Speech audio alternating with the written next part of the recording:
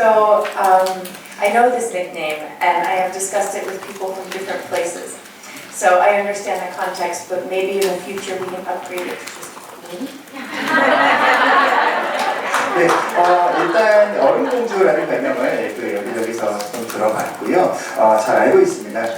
이제 제가 공주에서 여왕이 될 때가 되지 않았을까. 그래서 얼음 여왕으로 불러주세요.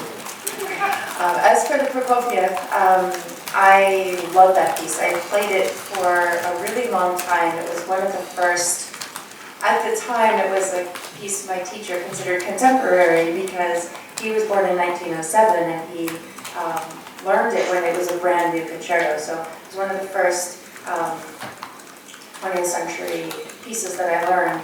And I feel very connected to it because I knew that he was connected to it. But now it's my own version. And I think I heard you mention Radio France, so I recorded it for my album Paris. And for me, I think of it as very French because it was premiered in Paris. I heard from my teacher the stories about him learning it when he was in Paris. And so when he performed it for the first time, it was in Paris as well. So for me, it's got colors that work in conjunction with the French language. So it's really interesting to explore that with the orchestra from Montreal, which is a very different culture, very different history with the language, and different relationship to the language. But the musicians are also individuals. You can't just say because the orchestra is based in an area that speaks a certain language that they play a certain way. What we were working on in Montreal, we worked in the concert hall, and we also did some work in the outdoor venue at La Naudière Festival. And the wonderful thing about working on it really in depth in a concert hall and performing it outdoors is you explore all the ways that color interacts with the space. So this piece has a lot of quick changes, a lot of material in a very short time. The dynamics for the different instruments are different. All the time, they're not like all the same dynamic at the same moment. And so finding that sort of combination of dynamics for the purpose of the musicality is really important, but not to get stuck inside those details, but rather to feel the flow of the music. So that's something that we worked on. It already was naturally there. And I'm really excited to bring that because it's very dynamic. I don't know about you, but for me, working with you, it feels very natural. So I think that people are going to be in for a treat. It's our way of doing it with the orchestra. So it's also a unique moment for me with this concerto. 네. That was so much. That was really long.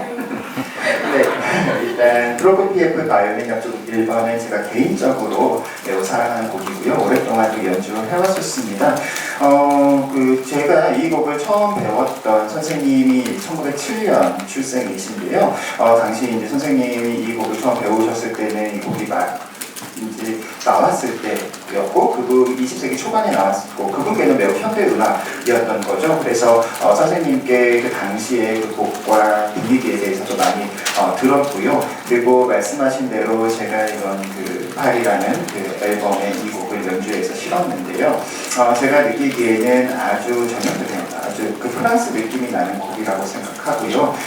그리고 이게 그 파리에서도 초연이 되기도 했었고, 제 선생님께서 이 곡을 연주하신 것도 처음 파리에서 연주를 하셨고요. 그리고 그 프랑스어와도 매우 긴밀히 연결되어 있는 곡이라고 생각합니다.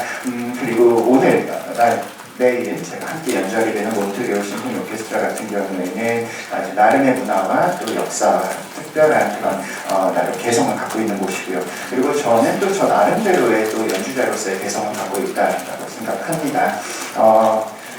그리고 제가 그 몬트리올 오케스트라가 그 연주회장, 실내 연주회장에서뿐만이 아니라 야외 무대에서도 함께 연주할 수 있는 그런 기회가 있었는데요.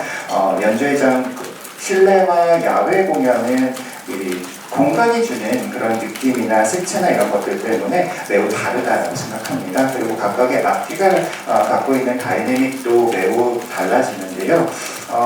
이런 각각의 악기와 그런 공간과 이런 것이 주는 그런 조화나 이런 것도 중요한 것 같습니다.